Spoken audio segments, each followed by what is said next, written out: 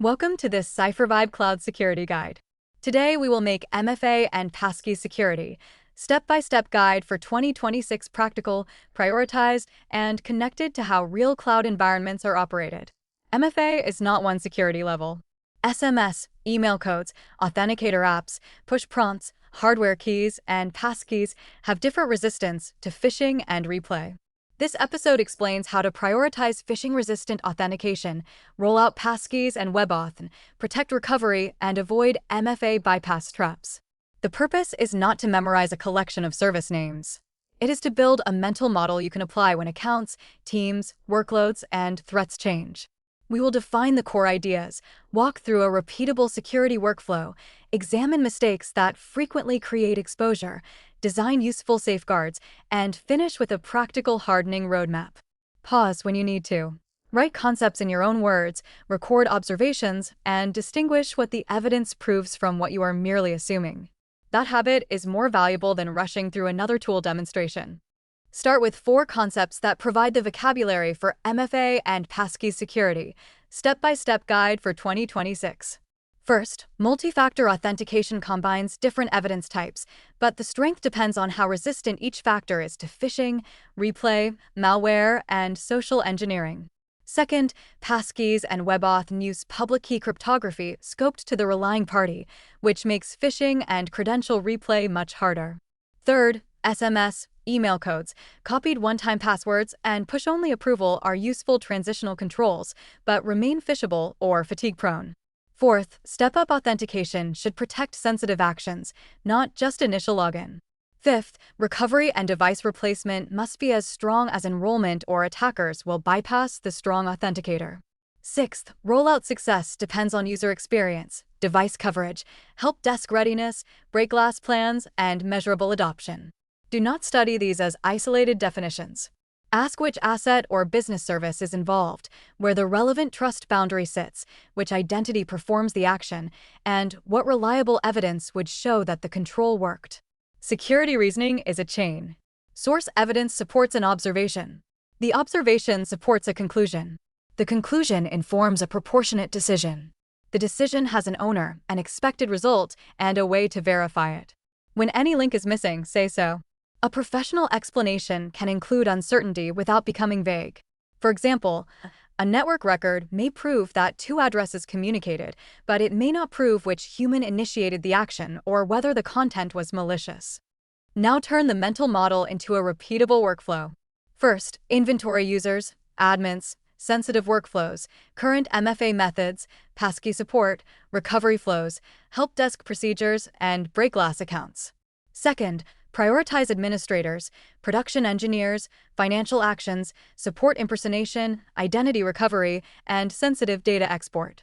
Third, design enrollment with verified identity, device binding where possible, backup authenticators, user education, and clear fallback rules. Fourth, use passkeys or FIDO2 security keys for highest risk roles and step-up events. Fifth, harden recovery with strong proofing, notifications, session review, delayed risky changes, and help desk controls. Sixth, test phishing simulation, push fatigue, OTP relay, lost device, new device enrollment, recovery takeover, and emergency access. Before acting, define the objective, scope, owner, and success condition. Collect the smallest amount of trustworthy evidence needed to understand the situation. Preserve timestamps and sources so another person can follow your reasoning. Priorities should be explainable. Consider exposure, identity and privilege, sensitive data, business importance, exploit conditions, existing safeguards, reversibility, and confidence. A dramatic label should never replace that analysis. The workflow does not end when a command succeeds, a ticket closes, or a dashboard turns green. Verify the new state with fresh evidence. Check for recurrence and for side effects introduced by the change. This disciplined loop, observe, interpret, decide, act, verify, and learn appears in every cybersecurity specialty. Understanding failure modes will protect you from attractive but unreliable shortcuts. First, MFA can be present but still phishable when attackers relay one-time codes or trick users into approving push prompts. Second, recovery flows can bypass passkeys if help desk or email recovery is weaker than normal login. Third, poor enrollment design can let attackers add their own authenticator after stealing a password. Fourth, no break glass plan can cause teams to weaken MFA during incidents or outages. Fifth, device loss and migration problems can create support pressure that leads to unsafe exceptions. Sixth, low adoption visibility means leaders may believe high-risk users are protected when only low-risk users enrolled. These mistakes often share one cause: confusing an available signal with a complete explanation. A tool can report a finding, a successful action, or a score while important scope, context, ownership, and verification remain missing. Also resist copying commands without understanding their inputs, outputs, permissions, and side effects. Run one controlled change at a time and record what happened. If an exercise does not behave as expected, that is useful evidence. Stop, inspect the environment, revise the hypothesis, and explain the difference. Good security work is not a performance of certainty, it is careful reasoning under imperfect information. Reliable security uses layers because no single control can prevent every failure. First, require phishing-resistant MFA or Passkeys for administrators, production systems, financial actions, support tools, identity recovery, and sensitive export. Second, use WebAuth or FIDO2 authenticators where possible and keep weaker MFA methods as temporary or lower-risk fallbacks. Third, protect authenticator enrollment with recent login, step-up, notifications, review, and limits on who can reset factors. Fourth, harden recovery with documented proofing, dual control for high-risk accounts, delay windows, and post-recovery session revocation. Fifth, monitor MFA failures, push fatigue patterns, new authenticator enrollment, factor removal, recovery events, and sensitive action after factor change. Sixth, create user-friendly rollout materials and test device replacement so secure behavior is easier than bypassing controls. For each important risk, ask 5 questions. What makes the event less likely? What evidence would reveal it? Who can contain it? How will trustworthy operation be restored? Who owns the decision and accepts remaining risk? Least privilege applies to people, applications, devices, automation, data stores, and administrators. Access should be scoped, separated, monitored, reviewed, and removed when it is no longer needed.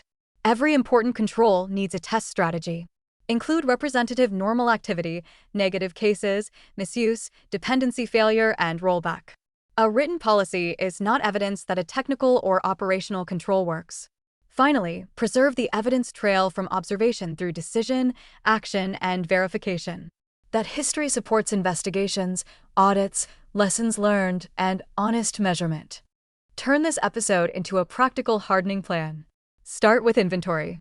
Write down every place this authentication pattern appears, who owns it, what data it can reach, where credentials are stored, how it is revoked, and which logs prove normal or suspicious use.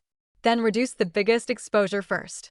Remove stale access, shorten lifetimes where possible, narrow scope, protect storage, add recovery or revocation paths, and make sure high-risk workflows require stronger proof. Next, test abuse cases. Do not only test the happy path. Test stolen credentials, expired credentials, replay, reset, or recovery abuse, wrong audience, wrong issuer, missing logs, disabled controls, and emergency revocation.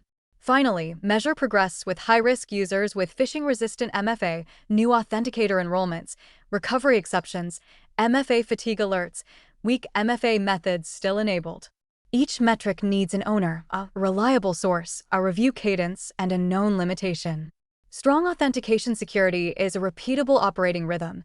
Choose the right pattern, reduce credential theft, validate every token or session, protect recovery, centralize evidence, secure machine identity, and rehearse response. For chapter markers and primary links, open the description.